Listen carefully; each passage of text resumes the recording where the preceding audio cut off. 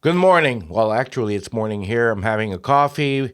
Welcome to my video. And today I want to share a piece of information with you. Last week, I was part of a live stream with a professional studio mix engineer, and he talked about what he's doing when he's mixing a song, the steps he's using, which instrument does he mix first. And it really got my attention, and I want to share it with you. When in fact, we're going to test it together to see if it makes sense. So, my name is Sylvain Rochon from HomeStudioLogic.com, and I'm here to give you pointers on how you can become a better sound engineer.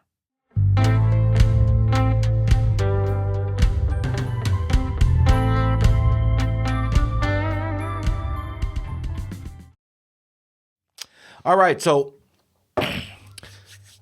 let's do this. When he said that, he was explaining how the steps he was using to mix. We most of the time starts with the drums.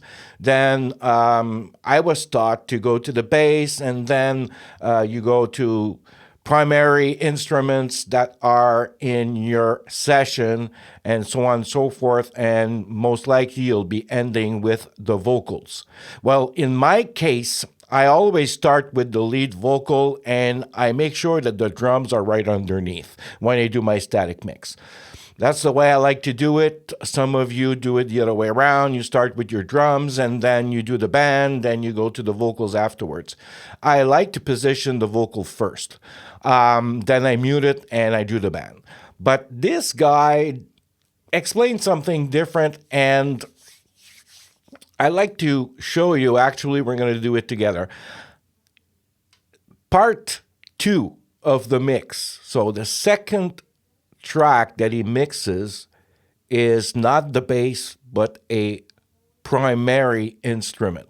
So if in your case it's a guitar track, well, you will mix the guitar track.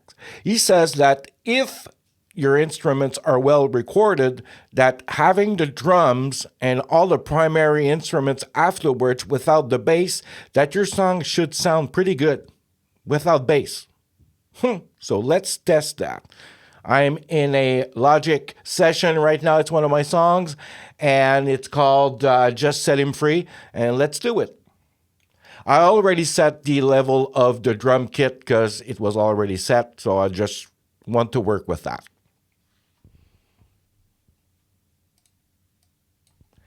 All right, so I'm in the chorus where there's a lot happening, so let's do it.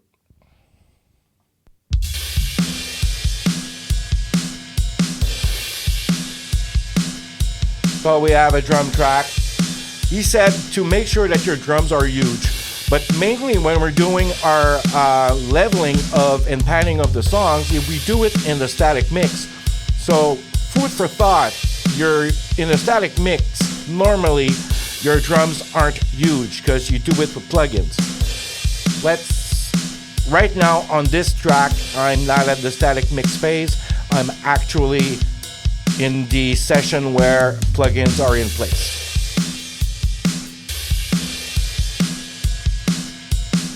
So let's introduce the guitar and see where it goes.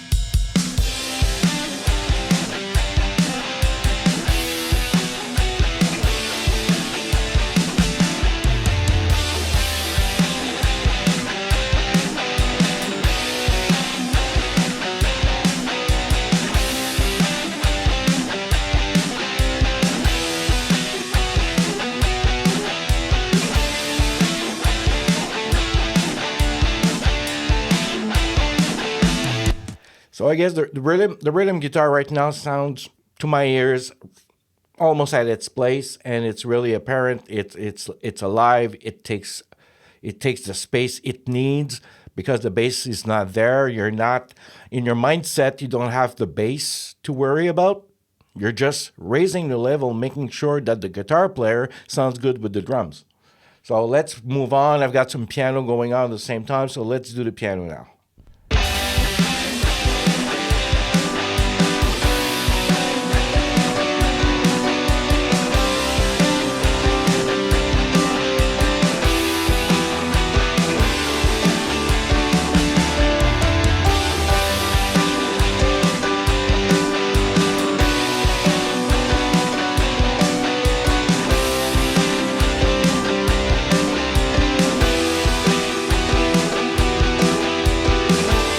So let's do the organ right now. I've got nothing else afterwards except for backing vocals and stuff like that. So we're just going to do the organ. Then afterwards, we'll introduce the bass. I must say that right now, without the bottom end being there, it sounds pretty good. I would say like the bass player is gone on break. So let's do this.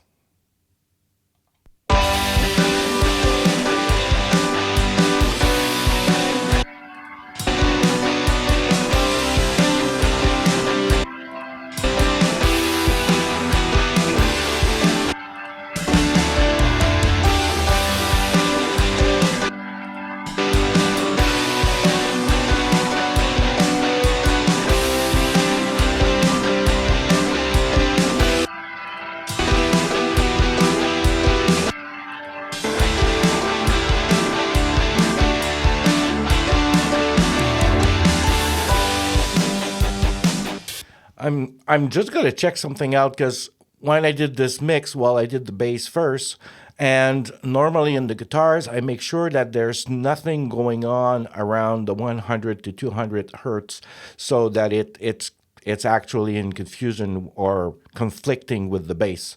Let me see if it's something that I did. Just for the sake of it, let's remove it. I'm just gonna turn it off. Boom, it's not there anymore.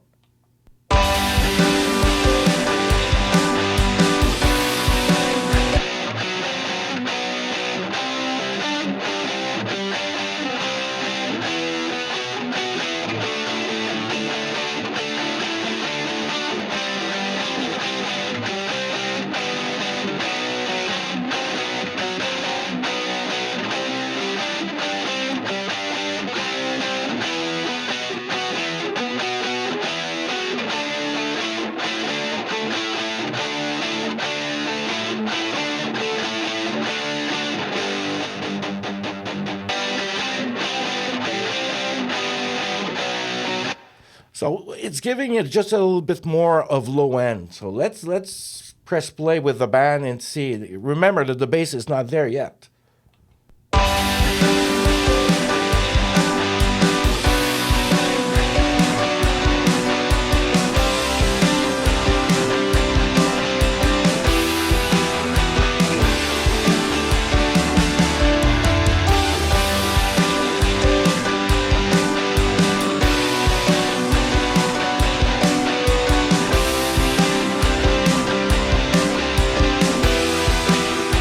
All right, that sounds pretty good. So now let's introduce the bass and see what happens.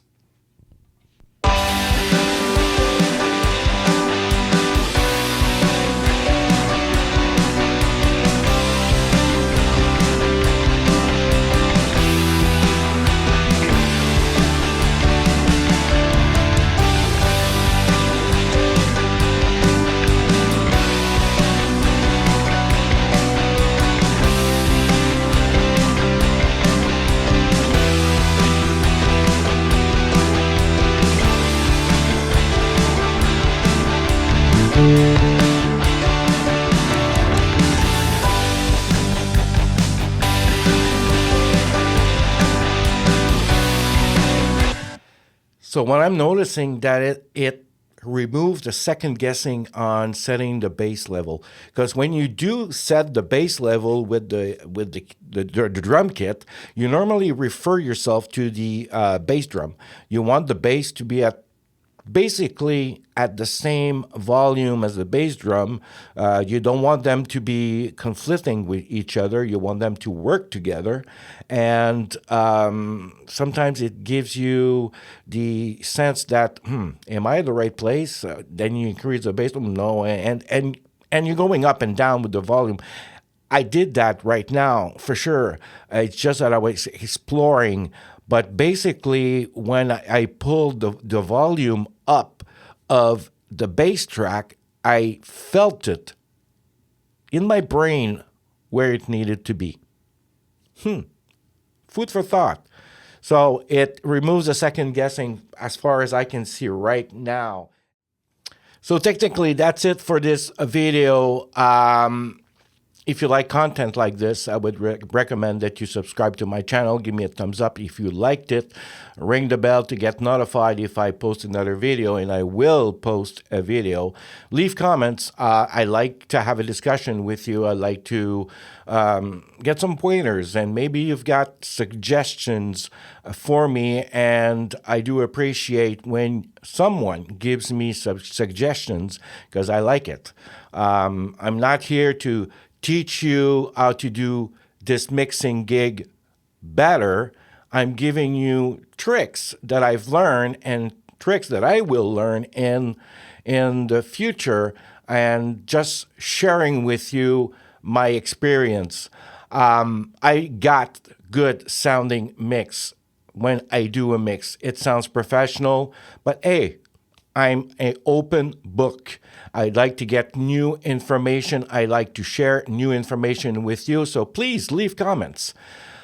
Until then, on the next video, I wish you well and thank you for watching.